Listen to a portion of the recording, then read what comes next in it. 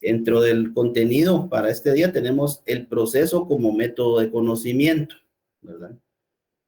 Este curso directamente está orientado en cuanto a cómo se va a probar, qué es lo que vamos a probar, en qué momento, cuáles son las incidencias, las etapas procesales y analizar ciertos puntos específicos, ¿verdad? Yo no sé si acá ya hay compañeros de que trabajan en el organismo judicial o en el Ministerio Público. Me imagino que algunos deben de andar por ahí en esas situaciones. Algunos ya han tenido la facultad de poder estar en una audiencia o en Ministerio Público recabando esos elementos de investigación para poder hacer esas acusaciones formales, ¿verdad? Pero nos vamos a plasmar previo a lo que es el derecho, a lo que es la prueba. Entonces, si pueden tomar nota, les voy a decir, bueno, la prueba se define como el medio por el cual se busca demostrar la veracidad de los hechos relevantes en un proceso legal, permitiendo al juez formar una convicción sobre ellos. Escuchen bien, formar una convicción sobre ellos. En otras palabras, es el conjunto de elementos, documentos, testimonios, peritajes, etcétera, que se pueden utilizar para convencer al juez de la existencia o no de los hechos en disputa. Acá hay una situación muy importante que se dice, que se establece, ¿verdad? Elementos de convicción. ¿Qué son esos elementos de convicción? Y si a esos elementos de convicción se les va a dar un valor probatorio, ¿en qué momento? O si se va a llevar a cabo un contradictorio, ¿verdad? Porque si nos ponemos en una primera declaración, nos presentan una prevención policial, y en esa prevención policial solo dice, como motivo de referencia, los agentes captores cuando realizaban su recorrido de seguridad ciudadana sobre la Quinta Calle y 20 Avenida de la Zona 10, al llegar al lugar constatan verídico que hay una persona que está realizando escándalo en la vía pública. Bueno, no es escándalo, es una falta contra las buenas costumbres. Y al momento que lo identifican, él se dirige con palabras soeces ante ellos y comete otra falta contra el orden público. Bueno, ahí lo que tenemos prácticamente es una relación, una declaración de esos agentes captores. Prácticamente ellos lo que están manifestando son hechos prácticamente de que sí se dirigió ante ellos de palabras soeces, pero lo primero de que haya él estado haciendo esas faltas contra las buenas costumbres no nos constata, no lo podemos establecer. No es solo de que venga Juan y Pedro y diga, miren, aquel me dijo esto y esto, de chismes, no, ¿verdad? Eso se debe de probar, se le debe de establecer.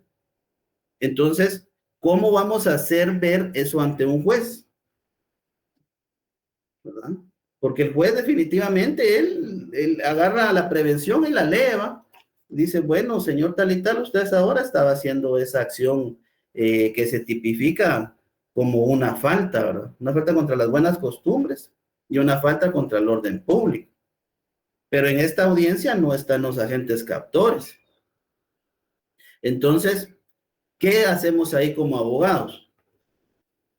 Quiero que entiendan algo, compañeros. Miren, pues, cuando estamos estudiando derecho penal, en ocasiones solo vemos la situación del lado que la persona cometió el delito.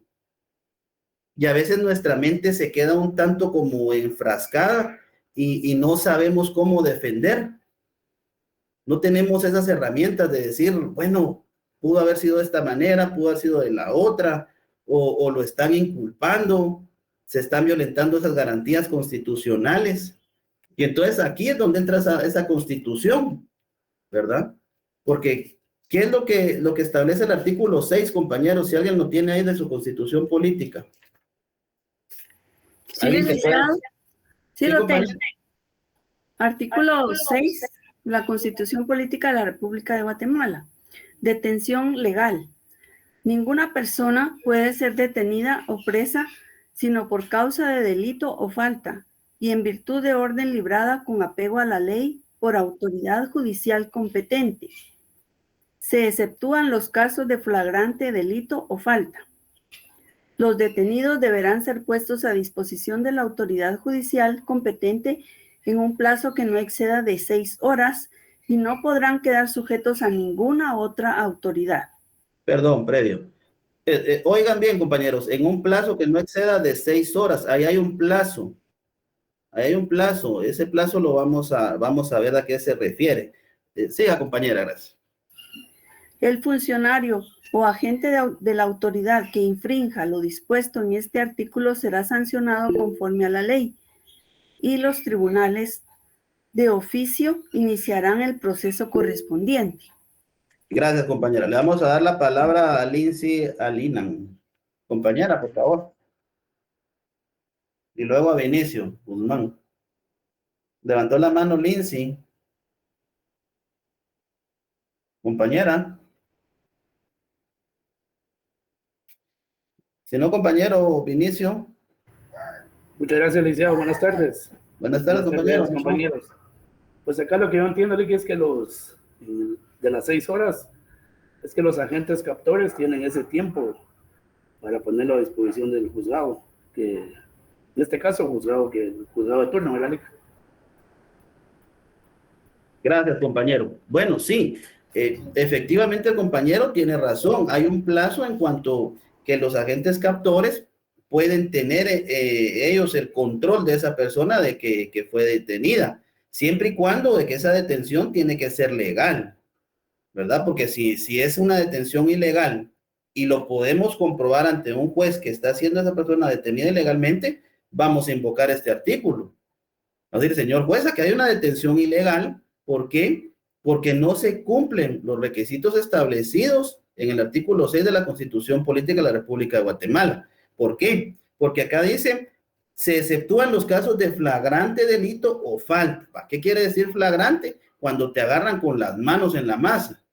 El artículo 257 del Código Procesal Penal establece eso. ¿Cuáles son los delitos flagrantes? En el momento del hecho o minutos después, instantes, pero tiene que haberse iniciado y cuando lo detengan, que se dé esa concatenación del hecho para poder atribuirle flagrante delito. Si no se da eso, estamos ante una detención ilegal. Cuando hablamos de las faltas, sabemos de que hay un procedimiento especial para juzgar las faltas. Ese procedimiento específico para las faltas, regulado en su artículo 488 al 490 del Código Procesal Penal. Le damos a la palabra al compañero Carlos Magarín. Compañero, por favor. Buenas tardes, licenciado. Buenas tardes, compañeros. Buenas tardes. Licenciado, ¿qué sucede si llegan las 6 horas? Tienen que soltarlo. Buena pregunta, compañero. Vamos a darle lectura al artículo 9 de la Constitución Política.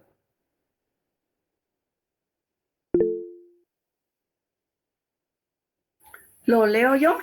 Por favor, compañera. Artículo 9. Interrogatorio a detenidos o presos. Las autoridades judiciales son las únicas competentes para interrogar a los detenidos o presos. Esta diligencia deberá practicarse dentro de un plazo que no exceda de 24 horas. El interrogatorio extrajudicial carece de valor probatorio.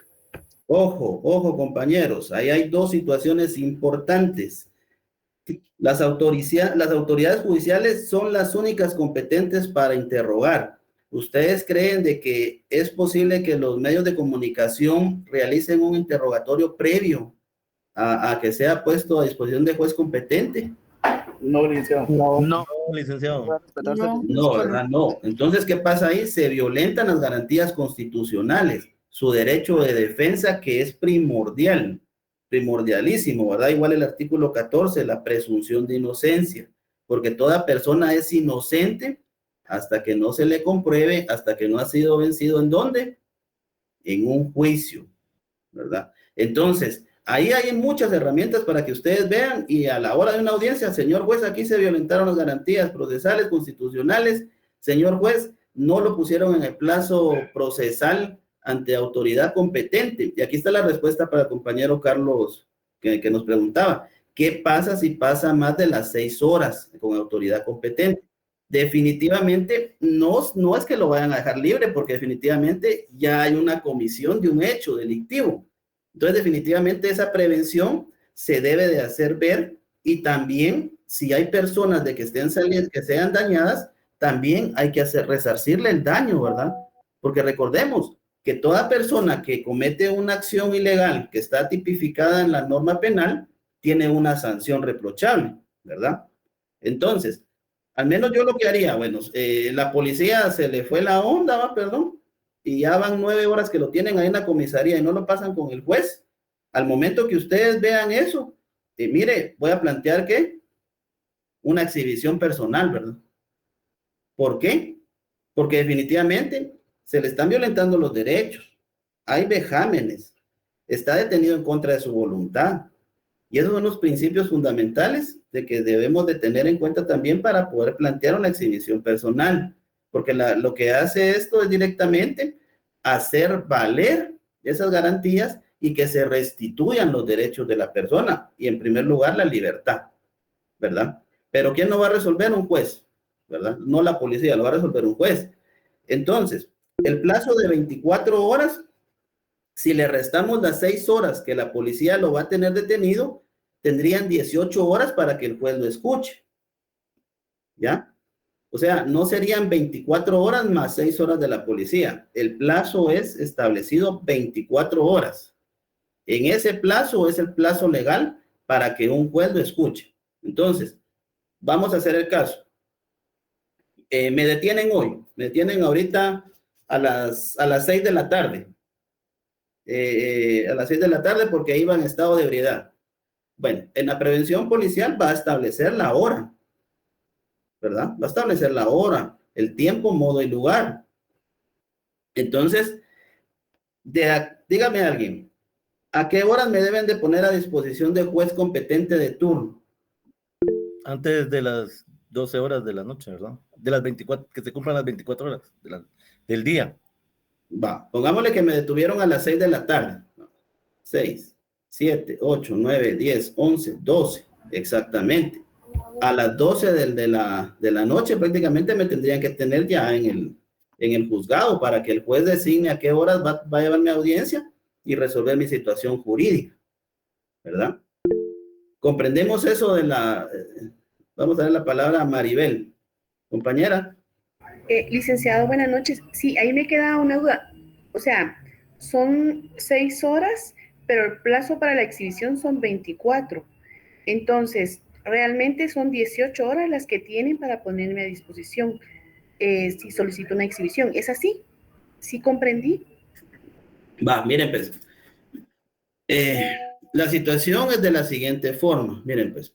Lo que pasa es de que en el caso concreto pongámosle usted, compañera Maribel, usted es abogada penalista, está ejerciendo la carrera liberal, y es el caso de que a mí me detuvieron y llamo yo a Maribel, mire, disculpe, usted es mi abogada de confianza, me detuvieron, hágame favor, y me viene a sacar de acá donde me tienen.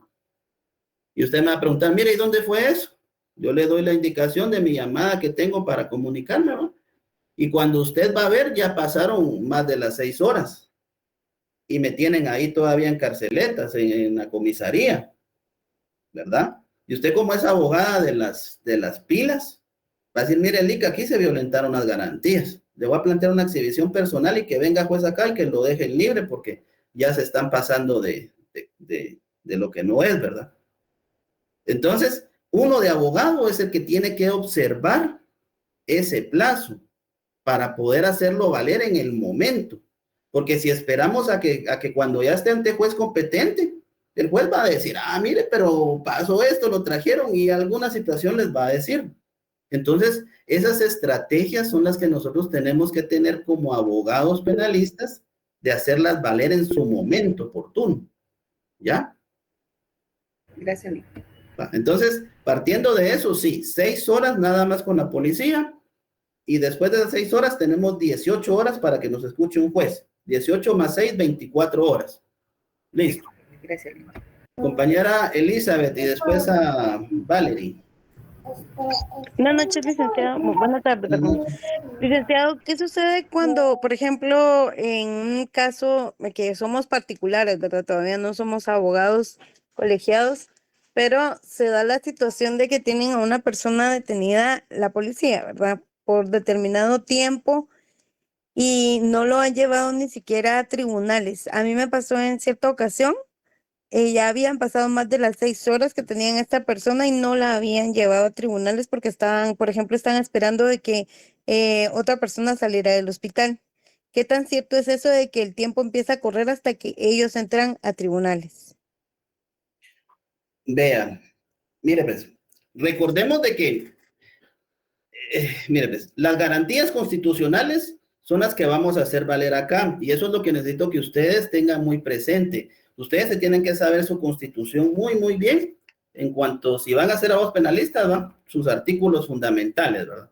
Entonces ustedes tienen que hacer ver eso. Por ejemplo, si el policía manifestó eso, usted como abogada o con particular le hubiera dicho, mire, oficial, usted está violentando las garantías de la persona tal y tal. ¿Por qué? Porque si efectivamente se realizó un hecho delictivo, ya sea unas lesiones culposas, y si van a llevar a cabo un finiquito y no se va a poder llegar a un acuerdo, en primordial sería de que lo pongan a disposición de juez competente lo más pronto posible.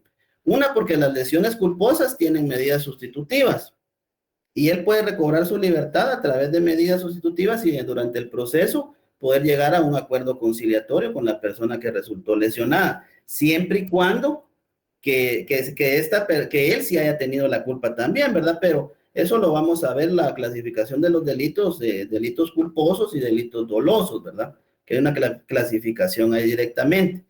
Entonces, recordemos, nuevamente la exhibición personal, esa la puede plantear cualquier persona. No es necesario que sea un abogado. Uno de particular, pongámosles, yo veo de que se está cometiendo una acción ilegal, tienen retenida a una persona de forma injustificada, yo puedo solicitarle la exhibición personal, ya sea por una llamada, de forma oral o por escrito, ante el juez de turno competente para que pueda dirigirse a un juez y verificar si se está llevando a cabo esa ilegalidad, ¿verdad? No sé quién más. Bueno, compañero, alguien más había levantado la mano y Vinicio creo que quería manifestarse. Sí, muchas gracias, Alec. Fíjense que esto se da mucho cuando, más que todo en los accidentes, ¿verdad, licenciado? Que la parte responsable es la que en sí los PNC les explican eso de las 6 horas y todo eso, pero a la parte responsable prácticamente no le conviene que surjan las 6 horas, ¿verdad, Alec? Entonces ahí están ellos ahí que espérese, poli, espérese, esperando pues a que se llegue un acuerdo entre en este caso pues el atropellado, ¿verdad? Que firme el desistimiento, ¿verdad? Ver cómo sale el diagnóstico médico y todo eso, ¿verdad? Sí, fíjense compañeros de que la realidad directamente de esto es lastimosamente el dinero que hay de por medio entre todas estas tipos de cosas, ¿verdad?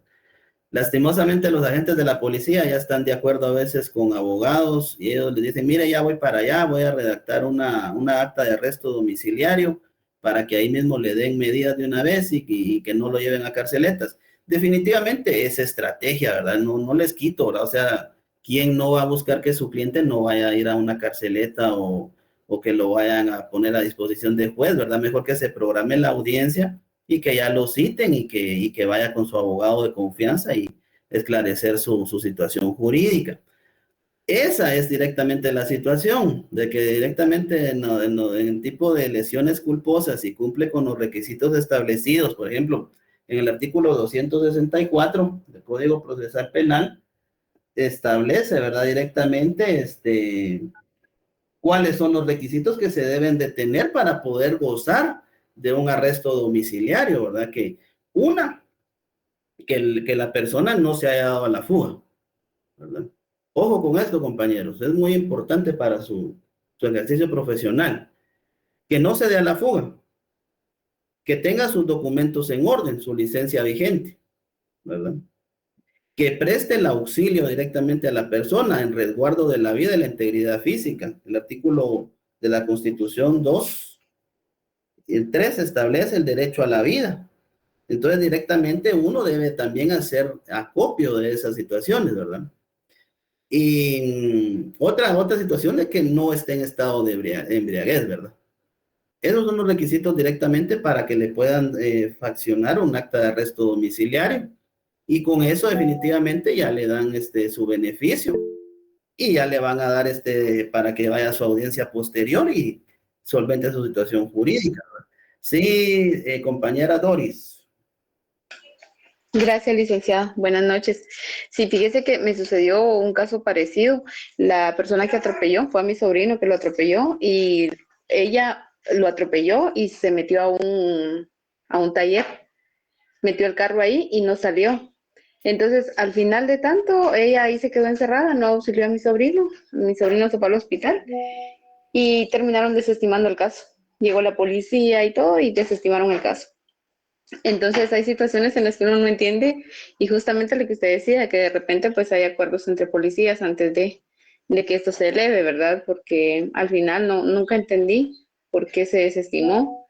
Se pidió, no recuerdo el término exactamente ahorita, después de que el MP lo desestimó, se pidió una revisión al caso ante juez y el juez también terminó desestimando. Sí, pues. Sí, miren, definitivamente hay muchas situaciones de injusticias sociales, ¿verdad? Hay gente que definitivamente se quiere pasar de lista, pero como acá vamos a ser buenos abogados, tenemos las herramientas para poder actuar en esas situaciones. Recordemos de que la clasificación de los delitos se clasifican en su artículo 24 del Código Procesal Penal en delitos de acción pública a instancia particular y privada, ¿verdad? ¿Qué quiere decir con esto? Que hay delitos de que actúan de oficio por parte del Ministerio Público para poder hacer la investigación correspondiente. ¿Estamos? ¿Verdad? Hay delitos de que definitivamente tienen esa facultad. Y perdón, es en el artículo 24, del Código Procesal Penal. Entonces, esa acción pública uno la puede ejercer, necesitamos, ¿verdad? Y la acción pública a instancia particular es cuando definitivamente, si nosotros no le damos la legitimación activa al Ministerio Público para poder hacer la investigación, Ministerio Público en teoría no puede venir y acusar, ¿verdad? Porque ¿qué pasa? Pongámosle, miren pues, el delito de lesiones culposas, que es muy común, ¿verdad? Motoristas y van en estado de embriaguez o por una situación de la culpa, ¿verdad? Por la imprudencia, la negligencia, la impericia, se da el hecho, ¿verdad? Entonces, partiendo de eso, si ustedes llegan a un acuerdo con la persona que en dado caso lesionan por ese accidente, prácticamente pueden redactar un finiquito, ¿verdad? Y ese finiquito, ¿de qué les va a servir en la audiencia de primera declaración si lo logran llevar también a tiempo, ¿verdad? Le van a quitar la legitimación al Ministerio Público. Le van a decir, señor juez, en virtud de que hemos llegado a un acuerdo con el señor Juan Carlos, que resultó lesionado de las lesiones, denme un segundo.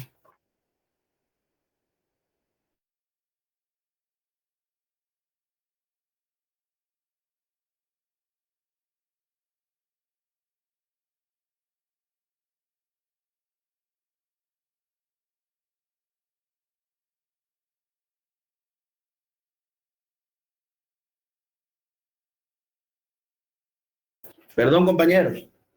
Entonces, ahí le quitaríamos la legitimación al Ministerio Público para que siga siendo la imputación objetiva, ¿verdad? Entonces decimos, señor juez, hemos llegado a un acuerdo, le presento el finiquito correspondiente y le solicito que se desestime esta causa, ¿verdad? O bien que se le otorgue el auto de falta de mérito, toda vez de que sea un acuerdo conciliatorio.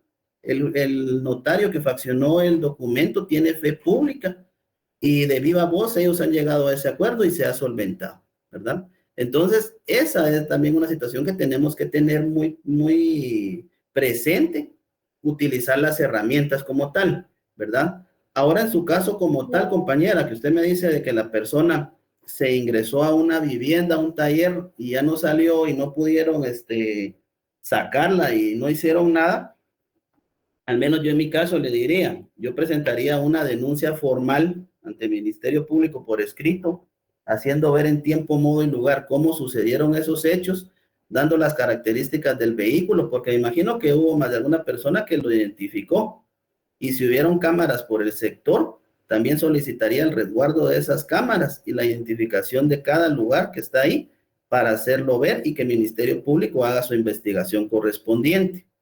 Porque directamente si nosotros dejamos de que queden impunes ese tipo de situaciones, nadie les va a poner un alto, ¿verdad? Entonces nosotros de abogados tenemos las facultades y las herramientas para poderlo hacer. Esto es un hecho de un acto introductorio, ¿verdad? En la cual nosotros de abogados podemos presentar una denuncia para poder establecer las situaciones si la persona efectivamente lo atropelló, si se escondió, ¿verdad? No le dio el auxilio, tal vez iba en estado de embriaguez, tal vez no llevaba documentos en orden, ¿verdad?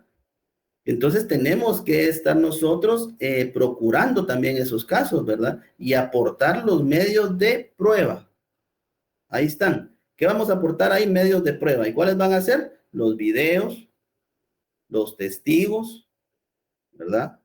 Documentos. Vamos a sacar un desplegado de la SAT. Cuando tengamos ya la placa del vehículo, vamos a ver si el vehículo está activo, a quién corresponde esa placa, si la persona que corresponde está en sus facultades, ¿verdad? Entonces, ahí es donde corresponde que nosotros hagamos el trabajo de litigio de abogado como tal, ¿verdad? Compañero Brian. Buenas noches, Lick. Mucho gusto en saludarle. Fíjese que solo como aporte a lo que ya le estaban hablando usted con los compañeros, este caso de llegar a un consenso, a un acuerdo dentro de algún tipo de incidente, sí es un tema un poco complejo, pues ahí sí que para los que nos ha tocado, porque en la experiencia de lo que a nosotros ha pasado, una vez pues mi hermano tuvo una colisión con un vehículo, él iba en motocicleta, pero lo colisionó por la parte trasera. La situación está que también depende mucho también de los abogados, ¿verdad, Lick? Porque en ese momento pues necesitábamos realizar ahí sí que como usted indicó lo que es un finiquito para pues en este caso liberar la responsabilidad y que pues en este caso se puede llegar a un consenso de forma extrajudicial, se podría decir, ¿verdad, Lick? Sin embargo, pues en ese momento el abogado me dijo, mire, le cobro 500 quetzales por hacer el finiquito. Y pues nosotros accedimos a esa situación para pues llegar a un consenso ahí con la otra persona que se le ocasionó daños materiales, ¿verdad, Lick? Pero estaba verificando yo que pues en ese momento el señor me dijo, mire, 500 está bien. Sin embargo, posteriormente esta persona, este abogado, pues no sé qué platicó con los policías y al final paró cobrando casi 5,000 quetzales por esa situación, ¿verdad? Bajo la coacción de los oficiales de que si no se firmaba en ese momento, iban a, en este caso, a trasladar a mi hermano, que era la persona que pues, sufrió el incidente, a una carceleta para que se realizara toda la situación en el juzgado, pero ahí sí que también depende mucho de los tipos de abogados que se forjen, ¿verdad, Nick? Porque esto se ve una cosa mal y habla muy mal de los gremios a veces también, porque no todos los abogados son, ¿verdad, Nick? Sí, sí, compañero, mire, pues de esto no se vayan a extrañar, compañeros. Ya cuando ustedes estén en su ejercicio profesional, ustedes se van a dar cuenta de un montón de situaciones de que no es como lo pintan a veces, ¿verdad? Ya la situación social y esa lucha de profesionalismo con otros colegas es complicada. No es por asustarlos ni nada, la calle está dura, la calle... Yo veo abogados a veces de que andan peleándose por poder agarrar un caso en los juzgados. Y ahí sí que todos tenemos derecho de trabajar, ¿verdad? Pero también tenemos que ser leales y tenemos que tener esa ética profesional. Y bueno, Dios bendice a todos, ¿verdad? Definitivamente, Dios da, ¿verdad? Pero sí se dan mucho las situaciones, ¿verdad? Del mal profesionalismo, ¿verdad? Y yo les aconsejo mucho, compañeros, estudien, ¿verdad? Y pónganse ahí sí que bien las pilas para que cuando estén ya en su ejercicio en la calle no tengan que pasar situaciones de estas, ¿verdad? Sino que cuando vayan con sus clientes digan, no, buen abogado, nítido, me solucionó mi problema, doy referencias de él, y eso es lo que les va a ir abriendo el campo día a día, ¿verdad? Porque qué feo, ¿verdad, compañero? Lo que dice, ¿verdad? Que el abogado esto y que los policías ya se habían puesto de acuerdo y había esa situación de la tajada bajo la mesa, ¿verdad? Pero dentro de esto ya lo toman como algo de un diario vivir, ¿va? Ahí sí que es un diario vivir y los policías ya están de acuerdo, ¿verdad? Con los abogados que llegan y les dicen, mire, resolvamos, ¿ve? Les voy a esperar el tiempo ahí para no llevármelo de una vez, pero sí quiero que me den mi comisión, ¿va? Y esa comisión a veces no es de 1,000 quetzales, ¿verdad? Imagínense en el caso de 5,000, ¿verdad? Y hay veces de que tal vez unos 1,000, 2,000 quetzales, pero como abogados, déjenme decirles, sí nos beneficia en cierto modo para poder hacer el acta de arresto domiciliario. Una, porque no somos magos, ¿verdad? No es de que tengamos ya ahí a la mano el acta ya hechita con todo, andar cargando una impresora en el vehículo, la computadora, a veces un timbre, se complican situaciones, compañeros. Entonces, tal vez en ese inter de tiempo es donde tal vez se puede ir a conseguir algo y fraccionarla y presentarla, ¿verdad? Porque recordemos que estamos también contra el tiempo, pero son parte de las cosas que van a ustedes a ver en su ejercicio profesional. Entonces, prosiguiendo, les voy a dar una definición de lo que es derecho probatorio. Y derecho probatorio, como rama del derecho procesal, se refiere al conjunto de normas y principios que regulan la producción, admisión, valoración y eficacia de las pruebas en los procesos judiciales. Esta área del derecho determina cómo y cuándo se pueden presentar y evaluar evidencias para demostrar la verdad de los hechos en el litigio. Estas definiciones se las voy a compartir.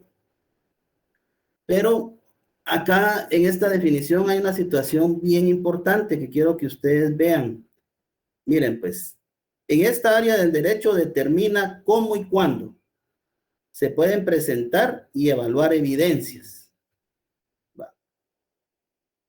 Ahí nos está diciendo que hay instancias procesales y momentos procesales en los cuales vamos a poder ya sea aportar una prueba, en qué momento se le va a dar valor probatorio, cómo la vamos a incorporar al proceso y en qué fase del proceso se va a entrar a determinar si esa prueba tiene valor probatorio, ¿verdad? Entonces, partiendo de esto, ¿ustedes creen de que en la primera declaración podemos aportar una prueba?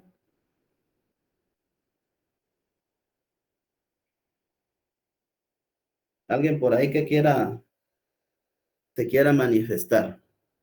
Henry Mérida. Sí, compañero. ¿Nos puede decir por qué, compañero? Una breve. ¿Qué es lo que usted cree? ¿Por qué? Pienso que sí, Lick, porque en cualquier momento del proceso se pueden ir presentando las pruebas hasta el momento de llegar a juicio. Muy bien, compañero.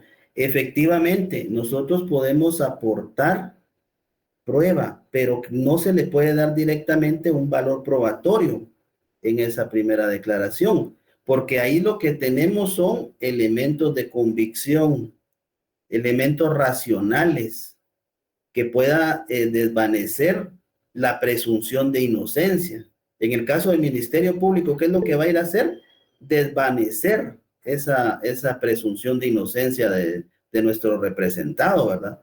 Va a acusar y va a decir, señor juez, por esto y esto, él fue el culpable porque cometió una acción ilegal, no tuvo el debido cuidado, iba sin licencia, iba una impericia, y muchas situaciones que nos va a venir a poder esclarecer, a poder venir y decir.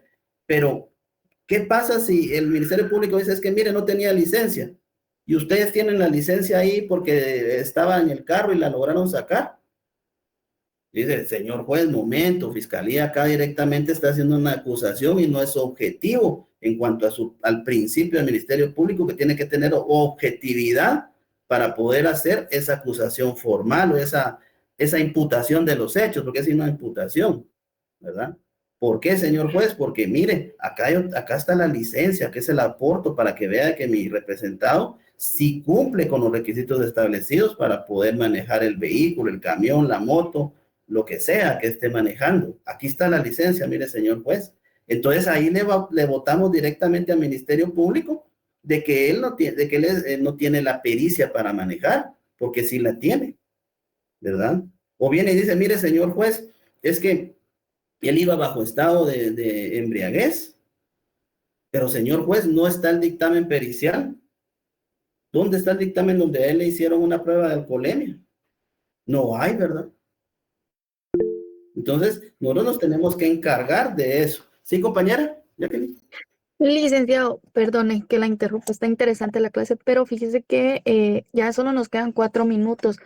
Sí, claro. Considero yo de que solicitemos ver si tienen algunas dudas referente al curso, ¿verdad? Para que los chicos también se puedan adherir a la otra clase. Sí, tienen otra clase, ¿verdad? Perdone con la interrupción. Sí, sí.